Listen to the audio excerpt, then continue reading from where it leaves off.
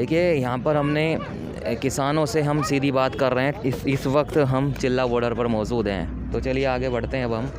अब हम कुछ किसान यहाँ नज़र आ रहे हैं, उनसे बात करते हैं और उनसे जानते हैं कि सरकार क्या उनकी बात नहीं सुन रही है।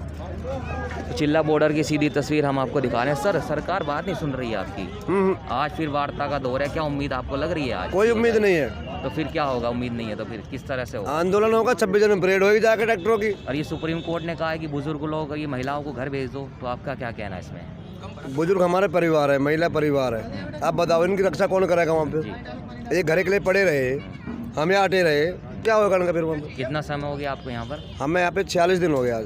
46 दिन हो गए आपको? हाँ, 1 तारीख से हम आए हुए हैं यहाँ पे, 1 दिसंबर से। कहाँ से आए हैं आप? मैं गौतम बुद्ध नगर जिलाध्यक्ष राजीव नागर हूँ। बाकी यहाँ ईटा से मैनपुरी, कासगंज, बरेली, इटावा, आगरा, मथुरा पहुँच गए यहाँ पर? हाँ, जैसे कह रहे थे कि वहाँ पर सिर्फ पंजाब हरियाणा का किसान है। उत्तर प्रदेश, गाजीपुर बॉर्डर पूरा उत्तर प्रदेश प्रधान का है, सारे किसान उत्तर प्रदेश गाजीपुर पर यहाँ पे। क्या कहेंगे सर, आप एक बुजुर्ग अवस्था में पहले हैं। मेरा परिचय लीजिए। मैं जी। किसान नंबरदार मथुरा का रहने वाला हूँ। मथुरा के जी। मेरा जीवन खेती में ही गया है। मैंने 16 साल कैसे खेती की है, हल जोता है। अब इन्होंने बिल बना दिया, हम दुखी थे जिस चीज़ से, और ज़्यादा दुख दे दिया। अरे हटाने की क्या चले, और हमें कुआं में घेर दिया। इनसे जो हम उम्मीद किए बैठे थे। आपने वोट दिया था मोदी जी? अरे हमने इनको किस लिए दिया? लोकपाल विधेयक लाएंगे, आपकी समस्या का हल करेंगे, हम किसान की आय दुगनी करेंगे। दुगनी की क्या चले, हमारे पास तो कुछ रहा ही नहीं। इन्होंने तो और ऐसा बिल बना दिया जिससे हम तो मरेंगे ही मरेंगे, पर जो बेचारे वो खाने वाले हैं, जो 5-5 किलो 10-10 किलो लाते हैं, उनका क्या होगा? हमारा चावल 1100 1000 रुपये कुंटल बिका है। आप चावल बाजार से लाते होंगे, क्या भाव मिल रहा है आपको? जो रेट इनका था 1865 रुपये MSP का रेट था, वो क्यों नहीं मिलता हमको? हम पे धोती जुड़ती है तो हम पे स्वापी नहीं जुड़ती मूड पे बांधने के लिए। किसान की यही दुर्दशा रहेगी सदा। पहले तो हमारे बुजुर्ग थे, वो बेचारे कुछ जानते नहीं थे, उन्होंने दुख पाया है, और 72-73 साल हमने दुख पा लिया। हम अपने फसल का भाव अपने आप तय क्यों नहीं कर सकें? जब भारत देश हमारा है तो ये नीति क्यों, क्या यहाँ सदा सेठों की, अडानी अंबानी धनाढ्यों की चलेगी? अरे हमको अपना कानून, अपना हक चाहिए। और ये काले कानून जो थोपे हैं, जिसके लिए हमारी ये किसान आया है, ये मोदी जी के मन की बात नहीं है। मोदी जी तो अपने मन की कहते हैं, ये किसानों की आत्मा की आवाज़ है। एक हमको अपने हक चाहिए, ये आत्मा पुकार रही है किसानों की। अब नहीं लुटेंगे, नहीं खुसेंगे, अपना हक लेके रहेंगे। जय हिंद, जय भारत। ये बताइए, सुप्रीम कोर्ट का आदेश आया कि बुजुर्ग लोग घर चले जाएं, आपका क्या कहना उसमें? भाई देखिए, बुजुर्ग होता कौन है? किसान तो कभी बुजुर्ग होता ही नहीं। ये बात, जब किसान 80 साल का, 90 साल का हो जाता है, जब भी अपने पशुओं की ढाल काटता है, अपनी खेती के चक्कर लगाता है, अगर उसकी खेती में कोई गाय बछड़ा, कोई भी आवारा पशु मिल जाए, उसको ताड़ता है। किसान को बुजुर्ग समझ किसने लिया? किसान तो जब तक अंतिम श्वास तक बुजुर्ग नहीं है। किसान को बुजुर्ग मत आंकिए, हल्के में मत लीजिए। किसान बुजुर्ग है, किसान बुजुर्ग कभी होता ही नहीं। देखिए, कह रहे हैं कि किसान कभी बुजुर्ग होता ही नहीं है। बात करते हैं जी। सर, आपका परिचय? मेरा परिचय भारतीय किसान भानु का जिलाध्यक्ष मथुरा, अच्छा, देवेंद्र पहलवान मेरा नाम है। पूछिए। ये बताइए सर, ये इतना लंबा समय होता जा रहा है और 26 जनवरी से सरकार भी डरी हुई है कि किसान कहीं हाई पावर वोल्टेज ड्रामा ना हो जाए। तो क्या लगता है आपको, ये क्या करने का इरादा है इनका? देखो, इन्होंने इतना खोटा काम किया है हमारे साथ में, जो नहीं करना चाहिए था। अच्छा, क्या खोटा कर दिया है बताइए? देखो, आप ये बताइए कि इन्होंने ये सारे वायदे किए थे 2014 में जब ये आए थे। इनका एक वायदा था, सबका साथ सबका विकास, किसानों की दुगनी आय करेंगे, लोकपाल विधेयक भी लाएंगे। आपको नहीं पता, अन्ना हजारे का एक आए थे, वो दूसरे महात्मा गांधी बने के आए, अन्ना हजारे, और किसानों ने सबने समर्थन में आंदोलन किया, कांग्रेस के खिलाफ किया था। उस समय कांग्रेस कहती थी कि बीजेपी करा रही है। अब जब हम 2015 में हमने आंदोलन किया तो बीजेपी वाले बोले कांग्रेस करा रही है। तो यानी एक दूसरे पे आरोप थोपते रहे आंदोलन के लिए। मगर किसान की दुर्दशा क्या है? किसान की एक्चुअली दुर्दशा क्या है? किसान के बच्चों की दुर्दशा क्या है? आपको देखना हो तो गांव के स्कूल जो बने हैं प्राइमरी, उनमें आप एक जानकारी लीजिए। किसान के बच्चे आज भी दलिया खाने वाले स्कूलों में पढ़ रहे हैं। सुबह पढ़ाई की जगह जो किताब होनी चाहिए हाथों में, सुबह सुबह कटोरा होता है उनके हाथों में, और वो लाइन खिचड़ी के लिए, कभी रोटियों के लिए स्कूल में जाते हैं। ऐसा दुर्व्यवहार क्यों हो रहा है? पहली बात, इस दुर्व्यवहार को देखते हुए हम बीजेपी को लाए। बीजेपी ने कहा कि हम किसानों के लिए काला धन विदेशों से वापस लाएंगे। अगर मेरी बात झूठ हो तो तुम बताओ, सही है क्या गलत है? कहा कि नहीं कहा? कहा। और ये भी कहा था कि वहाँ से जो काला धन आएगा कि देश के किसानों के खाते में पैसे जाएंगे। जनधन खाते के जिन्होंने खाते भी खुलवाए, जनधन योजना के तहत खुलवाए कि नहीं खुलवाए?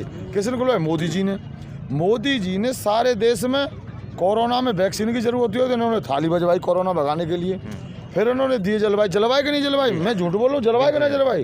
बताओ, जलवाई ना जलवाई? तो ये बताओ, ये किसने काम किए? मोदी जी ने।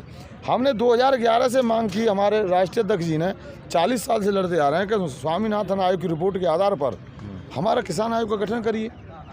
और 2006 में ये लागू था, कांग्रेस ने नहीं किया, कांग्रेस को जाना पड़ा।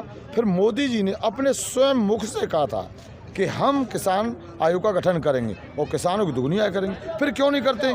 किसान की दुगनी आय की बात हो रही थी, ले आए ये बिल। 3 बिल किसने मांगे थे ये भाई? किसने कहा आपको ये लाओ? स्वामीनाथन आयोग की रिपोर्ट के आधार पर हमें आप ये काले कानून क्यों थोप रहे हो? जब कोई चीज़ आप हमारे लिए लाए हो और हमें पसंद नहीं है, फिर आप वापस क्यों नहीं लेते हो? आप बताओ, आपको खाना नहीं अच्छा लग रहा हमारे गेहूं का, और हम कहें ना ले लो, आटो बहुत बढ़िया है, और आप उसमें से बदबू आ रही है, क्या आप हमारे गेहूं को खरीद लेंगे? सरकार खरीदती है क्या? जब धान बेचते हैं हम, उसमें मॉइस्चर बताते हैं, उसको लेते हैं, ये कितना 6% लेते हैं, औने दामों में हमारी फसल बिक जाती है। हमारे लिए कोई कानून सरकार क्यों नहीं बना रही है? और ये बनाए हुए इनको वापस क्यों नहीं ले रही है? आखिरकार कितना मोटा पैसा सरकार ने लिया है, हमें तो पता चले कौन से दबाव में है। क्या बात है मोदी जी, उसको खोल को तो कहो। ये एक आरोप लग रहा था कि उत्तर प्रदेश सरकार घर घर जा रही है, पुलिस वालों को भेज रही है कि कोई दिल्ली ना जाए, ये बात क्या है? आरोप नहीं, सच है। मैं आपको ये बता दूं, जिला मथुरा में आप देख लीजिए कितना रोका जा रहा है, फिरोजाबाद में देख लीजिए कल 12 लोगों के खिलाफ FIR भी हुई है, आगरा में देख लीजिए। हम झूठी बात कभी करते नहीं। मतलब FIR किस, मतलब क्या, मतलब कोई गलती कर दी, क्या कर दिया? आप रोड पे नहीं निकलोगे ट्रैक्टर लेके। अच्छा, गलती क्या है? हम चोरी थोड़ी करते हैं, डकैती डालने थोड़ी गए थे, किसी के यहाँ लूट करने थोड़ी गए थे। मगर यह है कि तुम झंडा लगा के ट्रैक्टर को ले नहीं जा सकते। अच्छा। गाड़ी पे कोई पट्टी लग रही है, उसको छुड़ाओ, अच्छा, घर जाओ वापस। ऐसा हाल हो रहा है, ये रियलिटी बात है। इस बात की FIR हो जाती है, FIR हो रही है। आप देख लीजिए, जगह जगह लोगों को रोका जा रहा है। माननीय कल हेमा मालिनी जी कह रही थी हिंदुस्तान पर, आपने सुना कि मुझे खुशी है कि ब्रज से कोई नहीं है आंदोलन में, ये कहा उन्होंने, आपने सुना होगा। हाँ। मैं मथुरा से जिलाध्यक्ष हूँ, उनका बयान सुना। हाँ, मैं मथुरा से जिलाध्यक्ष हूँ, और वो कह रही थी कि ये लोग किसान नहीं हैं, उन्होंने अपने मुख से कहा था। एक तरफ धर्मेंद्र जी अपने मुख से कह रहे हैं कि किसानों की जायज़ मांग है, मैं कुछ कह नहीं सकता, मने भी कर रहे हैं, किसानों की जायज़ मांग है। माननीय हेमा मालिनी जी एक तरफ ये कह रही हैं कि ये लोग है ही नहीं, किसान नहीं है। आपने मथुरा जाके देखा, आपने क्या क्या वायदे किए थे? हमारी और हेमा मालिनी जी की खुले मंच पर बात हो जाए। मैं आपके चैनल के माध्यम से खुला चैलेंज करना चाहता हूँ माननीय सांसद हेमा मालिनी जी को, ये शोले फिल्म का डायलॉग नहीं है, बसंती ठुमका मार के जब आओगी और हकीकत पर जाओगी तो आपके तांगे के लिए घोड़ा नहीं मिलेगा, आपके तांगे के लिए घोड़ा नहीं मिलेगा। आप जब तांगे में और बुग्गी में फ़र्क नहीं जानती हो तो ये शोले फिल्म का डायलॉग नहीं है, जो मोटी कमाई करके पैसा कमा लिया। ये किसानों के दिल और दिमाग का और उनके जुनून का मामला है, उनके अन्न का मामला है, ये भारत के संविधान का, भारत की रीढ़ की हड्डी का मामला है। किसान जो भी पैदा करता है, आपने हमारी बेटियों से तरांत लेके और 4 पेड़ काट के और हमें ये दिखा दिया कि मैं किसान की बेटी हूँ। आप अपने शब्दों पर रहिए, आप वो बसंती नहीं है जो, ये तो बात अच्छी है, आपको वोट दे दिया हम लोगों ने, केवल सबका साथ सबका विकास, हर हर मोदी घर घर मोदी। और धर्मेंद्र जी हमारे दाऊजी में गए थे मीटिंग करने के लिए, और उन्होंने कहा था कि भाई मुझे दोबारा टंकी पर चढ़वाओगे, नहीं तो वोट दे दो। क्या मुझे दोबारा टंकी पर चढ़वाओगे? तो मैं ये कहना चाहता हूँ माननीय हेमा मालिनी जी, आप बराबर में बैठी थी। धर्मेंद्र जी ने जो कहा था, हमारे दादा हैं धर्मेंद्र, मेरे पिताजी के उम्र के हैं, मैं उन्हें दादा कहता हूँ। तो ये आप जिस बिल में थी उसमें चुपचाप बैठे रहिए। अगर आपके अंदर ये है कोई मंत्री बनने की आपको इच्छा है सरकार की बड़ाई करने की इच्छा है तो खुले मंच पर बात करने के लिए आपका बेटा तैयार है, कभी भी खुले मंच पर बात करिएगा। अरे मैं आपको ये बता देना चाहता हूँ हिमालय जी, मुझे नहीं कहना चाहिए, मेरा कहना पड़ रहा है। आपसे तो अच्छी हमारी भैंस है जो सुबह उसको छुट्टा छोड़ देते हैं चरने के लिए जंगल में और शाम को आकर के हमारे बच्चों के लिए दूध दे देती है। आपने तो प्लांट लगाए हैं पानी के, वो भी पैसे डालो तब पानी आता है। आप तो अपने पानी को पैसों से बेच रही हो, आप अपने पानी को पैसों से बेच रही हो। और जब हमारे घर आप गई थी वोट मांगने, हमने अपनी भैंस का दूध आपको फ्री पिलाया था 50 रुपये किलो का। आप बताओ, फिर हम आपसे दोबारा चैलेंज करते हैं आपके माध्यम से कि अगर आपको मथुरा के विकास के बारे में बात करनी है तो खुले मंच पे चैलेंज है और बात करने के लिए हम तैयार हैं। आइए निकल के आपको हम बताते हैं, हम आपसे पूछेंगे कहाँ कहाँ विकास हुआ है, क्या विकास हुआ है। अरे आप एक पानी नहीं दे सकें पीने के लिए, हमारी माइनरों में पानी नहीं दे सकें खेती के लिए। अरे तुम जीवन में किसका भला करोगी? आप तो पैसे के लिए नाचती गाती रहीं और जाट के नाम पे आपने थू करती रहीं। क्या करोगी तुम हमारा भला जब तुम हमारे एक पानी पीने को नहीं दे सकी? ब्रज के लिए आप राधा बन के रहना चाहती थी। ब्रज में आपने ये प्रचार किया था कि मैं ब्रज में आई हूँ, राधा बन के रहूँगी। कितनी राधा बनी तुम, कितनी बार बनी राधा, मगर हमारी पवित्र राधा रानी को आप ऐसे दूषित करती हो। आपने कितना ब्रज का भला किया? आपके ब्रज में गाय भूखी मर रही हैं, आपके ब्रज में गाय प्यासी मर रही हैं, सांड देवता आपके पीछे दौड़ रहे हैं। अगर मैं झूठ बोल रहा हूँ तो रेलवे स्टेशन पर आई थी, तब सांड ने उनका पीछा किया। क्यों? आप तो चले थे राम मंदिर बनाने, राम के नाम पर खाने, और हमारे रामचंद्र जी ने तो एक आदमी कहने से सीता जी को निकाल दिया था। अब मैं तो ये नहीं कहूँगा रविंद्र जी आपको निकाल दें, आपने भला नहीं किया ब्रज का, मैं तो नहीं कहूँगा, मगर ये बता देना चाहता हूँ आपके माध्यम से। इसीलिए भाई साहब, जो किसानों की आवाज़ है, किसानों की आहत है, दुख दर्द जानना है तो गांव की तरफ चलिए। गांव में सच्चा भारत रहता है। आज भी हमारे बच्चे पढ़ने के लिए तड़फ रहे, भूख के लिए तड़फ रहे। एक आदमी एक दाने से 100 दाने पैदा करता है, उसके बच्चे दलिया खाने स्कूल में पढ़ रहे हैं। जो आदमी काम नहीं करता है, केवल हमारा ही माल लेके बेच देता है, उनके बच्चे विदेशों में पढ़ रहे हैं। ये कौन सा बिजनेस है? हमारा गेहूँ 15 रुपये किलो, रामदेव बाबा का आटा 40 रुपये किलो, कहाँ का न्याय है? हमारी मक्का 700 रुपये कुंटल, रामदेव बाबा का मक्के का आटा 60 रुपये किलो पैकेट में। पतंजलि क्या पैदा कर रही है? हमारी गाय का गोबर कोई पूछता नहीं है। रामदेव बाबा का गाय का मूत्र 100 रुपये किलो, हमारी गाय का मूत्र 1 रुपये किलो नहीं है। ये देखिए कितना बड़ा आरोप बाबा रामदेव पे, ये देखिए बिजनेस, ये व्यापार करने का बहुत बड़ा आरोप है। किसान से 10 रुपये किलो का ले रहे हैं वो सामान, और बाबा रामदेव 100 रुपये किलो का सामान उसे बेचा जा रहा है। देखिए यहाँ पर गुस्सा पूरा हेमा मालिनी पर भी तमाम आरोप लग रहे हैं। अभिनेत्री और सांसद है मथुरा की कि वो पैसों में पानी बंटवा रही हैं लेकिन विकास नहीं कर रही है मथुरा का। तो क्या जीत जाएंगी आप इस बार ये? अरे जीतने की तो बात छोड़ो, मैं कह रहा हूँ ये एक मीटिंग ही करके दिखा दें, बढ़िया अच्छा रहेगा भाई। वहाँ तो सब साधु संत है मथुरा वृंदावन में, तो माननीय मोदी जी भी, मैं कहता हूँ खुले मन से, मोदी भी चले जाएं। खट्टर जी की मंच का जो हाल हुआ वो मथुरा में उससे ऊपर होगा, कम नहीं।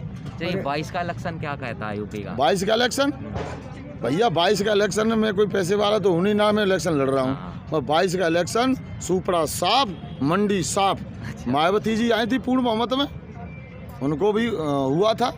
फिर अखिलेश जी भी आए थे पूर्ण बहुमत में, किसी की जरूरत नहीं पड़ी थी। वो बोले कि मेरी भी रहेगी सरकार, मगर फिर बाबा आ गए। अरे आपको ये पता होना चाहिए। नहीं, इनका सुपड़ा साहब तो बिहार में भी हो गया था, लेकिन ये आ कैसे गए बिहार में, जीत रहे हैं? देखो भाई, मैंने ये कहा था, सत्ता है हाथ में, किसान का बेटा इनके हाथ में, किसान का बेटा हाथ में, कुछ भी करा सकते हैं। चुनाव आयोग यहाँ पे जितने भी लोग बैठे हैं, बॉर्डरों पर बैठे हैं, ये मरवा भी देंगे रात को, इनका क्या भरोसा है। मगर मैं आपको ये बता दूं मान्यवर, जो 2022 में चुनाव हो रहा है, आप ये देखिए, मैं आपसे सही सटीक बात करूँगा। बाज़ार में जब आप जाओगे और आपकी शादी नहीं हुई है, कहीं आप किराए पे एक मकान ले हो या कोई कमरे में जाओ, तो मकान मालिक पूछता है कि आप अकेले हो? हाँ, तो अकेले को यहाँ मकान नहीं मिलता है। कहते हैं कि नहीं कहते? बताओ भाई, कहते हैं कि नहीं कहते हैं? एक अकेले आदमी को बाज़ार में कमरा नहीं मिलता है। हमने तो यूपी दे दी, यूपी का राज्य दे दिया। माननीय मोदी जी, आपको हमने पूरा देश दे दिया, जबकि बाज़ार में कमरा नहीं मिलता है एक आदमी को। और हम लोगों ने तो पूरा देश दे दिया, अपने उत्तर प्रदेश भी दे दिया, खट्टर जी को हरियाणा दे दिया। कितना चाहिए? अरे भैया मेरा कहना ये है, तुम्हारे तो बच्चे हैं नहीं, तुम दुख दर्द को जानो क्या? अरे हमारे तो बच्चे हैं, उन पे तो तरस खाइए। बच्चे सर साथ ही हैं, अब घर पे हैं? बच्चे या घर पे हैं बच्चे, अच्छा, वो खेती में पानी लगा रहे हैं, परेशान पशुओं की होते देखभाल होंगे कर रहे हैं। देखिए बच्चे घर हैं फिर भी, लेकिन ये परेशान तो होते ही होंगे, तो होती है। क्या कहेंगे सर, आप बुजुर्ग हैं, आप बताइए, घर पे बच्चे भी होंगे, रोज फोन आता होगा, रोज हालचाल पूछते देखिए होंगे। भैया, जब निकल पड़े आज़ादी को तो डर किससे करें? ये आज़ादी होगी, आज़ादी अभी किसान आज़ाद हुआ ही नहीं। देश में आज़ादी जब होगी जब किसान आज़ाद हो जाएगा, और किसान आज़ाद होगा जब हम संघर्ष करेंगे। किसान, ये किसानों का संघर्ष है, और संघर्ष पूरा होके रहेगा। किसी की ताकत नहीं, किसी की कोई वजूद नहीं जो किसानों के संघर्ष को रोक ले। किसानों की कोई जाति नहीं होती, किसानों का कोई धर्म नहीं होता, किसानों का कोई पंथ नहीं होता। इन्होंने हमको बांट दिया था जाति में और धर्म में, अब उससे ऊपर उठे हैं हम। हमने सोचा है जिस घर में लड़ाई होती नहीं है, मेरे परिवार में लड़ाई हो, वो घर कभी कामयाब नहीं हो सकता। जिस देश के अंदर हिंदू मुसलमान सिख ईसाई आज के झगड़े हो, वो देश कभी कामयाब नहीं हो सकता। हम सब भारतवासी हैं और सब किसान हैं, और किसानों का एक ही लक्ष्य है, एक अब तक लूट लिया, अब लूटेंगे नहीं, अपने हक को लेकर रहेंगे। ये मोदी के मन की बात नहीं, किसानों की आत्मा बोल रही है, और किसानों की आत्मा की आवाज़ है एक हम अपना हक लेकर रहेंगे। बस इसी के साथ हम जय हिंद, जय भारत, जय कौन लाल बहादुर शास्त्री, जिन्होंने नारा दिया था एक जय किसान जय जवान। ये नारा हम सिद्ध करके रहेंगे, और 26 जनवरी पर किसान झंडा फहरा के रहेंगे। देखिए इस वक्त चिल्ला बॉर्डर पर हम मौजूद हैं, और अब देखिए हम बात करने के लिए आए हैं। अच्छा, बिहार में कहाँ से आए हैं? अभी आपने हमारे भाई को पूछा बिहार में तो वो हार रहे थे, जीत कैसे गया? बिहार में कहाँ से आए, अपना परिचय दीजिए आप। मैं परिचय हमारा ये है कि मेरा नाम है मोहम्मद शमीम अख्तर। अच्छा, घर बहुरा 12 ईदगाह, पंचायत 12 ईदगाह, वार्ड नंबर 11 का मैं वासी हूँ। हमारा प्रखंड अमोर, जिला किशनगंज, कांस्टीट्यूंसी पूर्णिया का मैं निवासी हूँ। और अभी जो बिहार चुनाव हुई उसमें हमने सर्वे किया, बीजेपी वालों ने कितनी बड़ी 420 की है, हमने लिख करके उसका एसपी साहब को दिया। अरे एसपी तुम हमको गिरफ्तार कर। गिरफ्तार करने का मतलब ये हुआ कि इस इलेक्शन के बारे में मैं जानता हूँ और मैं साबित करूँगा। तो एसपी हमसे बात नहीं किया, भाग गए। हमने कहा तू कहाँ तक भागेगा बेटा, तेरा रास्ता भी आगे बंद है, मैं ये भी जानता हूँ। उसके बाद हमने कलेक्टर साहब को लिखा, कलेक्टर महोदय ज़रा आप हमसे बात करें, देखो ये सारा सबूत है। और जब हमारी बात कलेक्टर नहीं सुनी, एसपी नहीं सुना, हमने इरादा किया कि मैं किसान रैली में जा कर के मोदी जी को उसकी सारी सच्चाई बताऊंगा। और इसके बारे में हमें पता है यह इलेक्शन हुआ ही नहीं है, सरकार बन कैसे गई, हमें इस बात का बहुत अफसोस है। बहुत सारी बातें अभी कहनी है, सुनाया नहीं प्लीज। और हमारी जहाँ तक लड़ाई है, बस हम ये देखिए मेरी मेरी बात सुनिए, कृषि मुद्दा चल रहा है, राजनीति नहीं चल रही यहाँ पर। चलिए मैं कृषि पे बात कर लेता हूँ। हाँ, कृषि पे करिए आप। और ये कृषि कानून जो हमारे केंद्र सरकार लाए, ये पब्लिक के खिलाफ है, उन्हें पता होना चाहिए ये देश पब्लिक का है, नरेंद्र मोदी तुम्हारा बाप का नहीं है। ये मैं तुम्हें चैलेंज करने आया हूँ, और मैं तुम्हें यकीन दिलाता हूँ ये बिल ही वापस नहीं होगी, तुम्हारी सरकार गिरेगी, ये हमारा वादा है और इरादा भी है। मैं आपसे ये कहना चाहूँगा कि हमारे इन बातों को भेजा जाए नरेंद्र मोदी की तरफ।